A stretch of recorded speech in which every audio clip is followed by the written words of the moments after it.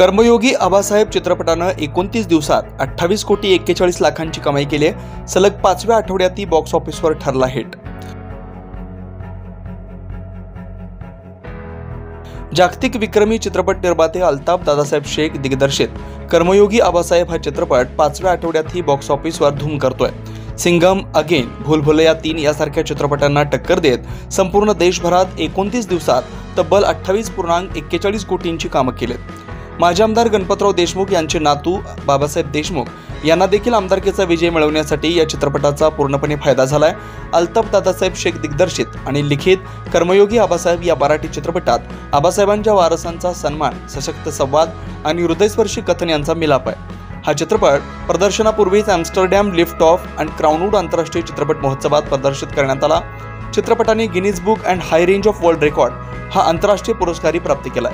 या चित्रपटाची निर्मिती Mayakka Mauli film production and Mumbai creation entertainment, निर्माता बाळासाहेब महादेव एरंडे आणि मारुती तुळशीराम बनकर यांचा आहे। गणपतराव देशमुख यांच्या भूमिकेत अनिकेत विश्वासराव आणि हिंदी आणि मराठीतले तब्बल 28 कलाकारांनी आपापली भूमिका सक्षम वठवली आहे। प्रसिद्ध गायक संगीतकार अवधूत गुप्ते यांनी म्युझिक दिलाय।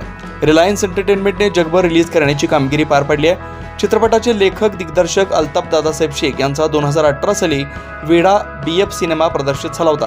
त्या सिनेमाला देखील विविध राष्ट्रीय आंतरराष्ट्रीय पुरस्कार मिळालेत। त्याही चित्रपटानं वर्ल्ड रेकॉर्ड प्रस्थापित केलाय। Veda BF, Betuka, come on Vishnu, breakdown, Dharavi Katta असे 51 सरस चित्रपटांचं लेखन दिग्दर्शक अल्ताफ दादासाहेब शेख यांनी केलंय। कर्मयोगी सिनेमा खूप सुंदर आहे। जे उमेदवार आत्ता इलेक्शन लढणार आहेत त्यांनी प्रत्येकाने आबासाहेब गणपतराव देशमुखांचं कार्य काय केलं आणि खूप साधी राहणीमानातून त्यांनी आपलं समाजसेवा केलेली आहे ती सर्व उमेदवारांनी पाहावं आणि त्यांच्या वाटेवर